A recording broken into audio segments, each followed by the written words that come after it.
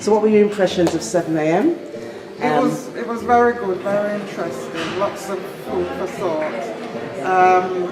I'm glad to see so many young people in there, because they're the ones really who need this sort of enlightenment and encouragement to try and make something Because we're of retired. themselves in the community. Our children should have been here, and maybe even our grandchildren. Because we bought the tickets, but they were busy, so we decided to come. But it's brilliant. So what do you take away from the film? Well, Saying basically, about I'm the young going to be people. going back to, well, I'm sitting down thinking, I was sitting down thinking, and I see pound coins, I'm thinking, I'm sitting on my house and maybe I ought to release some capital instead of waiting, yeah? I may well do something now, not for me, I no longer need it, I'm retired, but maybe help my children to start something now. Thank you. Yes. Film. We just finished watching 7am, the world premiere. We're here in London at Platinus College. What were your overall impressions and comments on what you saw? Well, I've got to say I was actually pleased to have been invited to such an event. Personally, it's something that I've been developing within myself and trying to influence the people that I am associated with. So I think it is quite important. I think within our community as a black race, we need that knowledge that we do have the capabilities to develop and grow as a community and as a people. To be able to own businesses, to be able to have properties and so on. So I think we need to keep pushing that sort of agenda and letting more and more people know about it. So for me, it was a blessing actually to be part of the first viewing of the show. So, and I would like to see if I can get a copy as well, so I can actually have a personal one for myself, so I can spread it as well. But yeah, I mean, I've got to give props to the people who was involved in the video, their insight, the knowledge they fed, and I suppose long may it continue. The more of it we have, the better it is. The more aware the community will become. So keep going. That's I suppose that's what I took from it. It's just giving me more fuel to be able to achieve what I had planned, to go and look out and go and get it really. So yeah, keep going. Yeah. Thanks, more power to you. Thank you. Well, it was very impressive and it really is an eye-opener and just added value to a lot of things that I have learned about my people. From the year 2000, back where we were the great people, the kings and queens of this world, then our lives was interrupted via slavery and other means, by other people's greed. We became the doormat of society. Now that film has just reunited what I have learned about slavery. It's told me a lot that people, as black people, we really need to get our act together and unite before we become extinct. We are on the verge of being extinct. Everywhere you look, the black people are the minority. Our foods are being sold by others. Everything that we need, we build the country, we are the people. It was the black man who invented things about the telephone, the washing machine. All of these things were black people's ideas, but because we lacked the financial opportunities and resources to build and put these things into action, we missed out. But that film with Robert Garvey and others really gave me an insight into what us black people need to do. We really have to think seriously. We need to unite, we need to talk, we need to build, and very seriously, we need to have faith in ourselves and trust each other so that we can become once again the great nation of people that we used to be years ago. Thank you, my sister. Well, to take a look from it, been following Jason Black for a while, listening to the Black channel and everything, and you know, for the past couple of years, me as myself developing as a person, I've always been trying to look for answers of why us as people are lacking in a certain area. What area is that? And Jason Black just laid it in black and white. You know, the base of it is economics. You know, and it does prove in our everyday lives and what money we spend on that money is power. And he actually did break it down. It's not just about the money; it's about being financially literate as well. That's the most important thing. That divides the difference between being poor and being rich mentally. So yeah.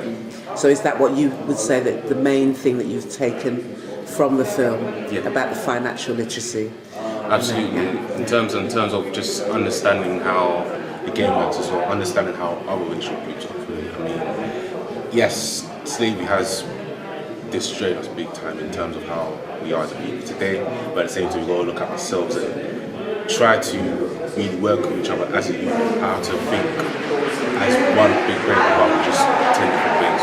There's so much religion, all the stuff that's divided us apart. So it's about all those things, building an economic base to bring us all together. And that's one aspect I'm talking about. One thing that you're going to do as a base to go away from here today, and one thing that you personally intend to go away and do from what you've taken from the film? I've really, started working on my own as a graphic designer and narrator as well. I've really done work with All Nice and producing work, so this has forced me and motivated me much more to have hope and continue to work with my people. I love my people, essentially. It's just having that consistency of just keeping it strong, keeping it solid, and before you know it, we have everything that we need. Thank you. Just finished watching 7 a.m. Yeah. What were your impressions of the film and what would you take away? Well, it just basically reaffirmed a lot of what I knew already. That as a people, African people, we're at war. And economics is just one of the, one of the elements of warfare. You know, what was brought home to me is how when we build up businesses, we don't build them up thinking generational in terms of keeping the wealth within our communities and within our own people. And we will get easily swamped and easily bought out by the communities outside, you know. But we don't realize that we're at war with these communities on so many different levels, economically, spiritually, politically. And essentially, as Dr. Claude Anderson said, racism is all about economics. It is, always has been about, from day one. And unfortunately, a lot of our people have been brainwashed because of the time that we're living in, whereby there's so much brainwashing going on right now. And we think that racism is all about skin color. Someone hating someone because of the color of their skin. The argument or the debate has no change to that. Unfortunately, a lot of our people believe in that. So, it's just reaffirmed a lot of things. I do listen to Jason Black quite a lot, and it's reaffirmed a lot of things that, through my own education and building my own knowledge about these issues, it's really confirmed a lot what we need to do. But one of the things that has come out of this whole movement for me, essentially, is the fact that it's not going to take a whole mass of us to change the current situation. It's going to take a handful of people. The analogy that I like to use is from the Bible, whereby the children of Israel, at one point they got fed up with Solomon's son, Rehoboam, his leadership. And Benjamin and Judah, two of the smallest tribes, they split off to the south, and the other 10 split off to the north. And that's what has to happen in black society. Jason himself has said it. There needs to be some sort of civil war, because we can't save all of our people. Some of our people are very content with their position of servitude under white supremacy, which is the dominant force on this planet right now. So it's going to take a handful of elites to get us out of the situation. The way how I see it is that if white elites can build this system that has been the most powerful system on the earth for the last 4,000 years, then it's going to take a handful of black elites to tear it down. And that should really be our national, if not universal purpose on this earth. Because I think as a people, we lack sort of purpose for why we are here. That's why we're creating that. So that's just my 2 pence. It's an evening, and I would love to see what he looks like in person. He's a very Jason he's a very motivational speaker. And having said that, he's brought up certain points that I personally think has been left out. That's why I said it's nice for him to come over and do a full day seminar, because things like this is really needed in England. You see, one of the point is, I also take up, in our community there's no things like, you can have the basic business studies, yeah? But some of the business studies, it doesn't deal within our community or in our environment, yes? Yeah. Because what happens, sometimes you have perfect competition and imperfect competition. I'm going on to economics now, yeah? But it's been very motivational, and you can bring them back anytime, And it's subjects like this now among some of our community that you have to use to motivate them, because there's so much talented people in England. There's so much talented people, but yet even this government doesn't invest in their own people, I mean, some of the things that, as a young man, I was aspired to be.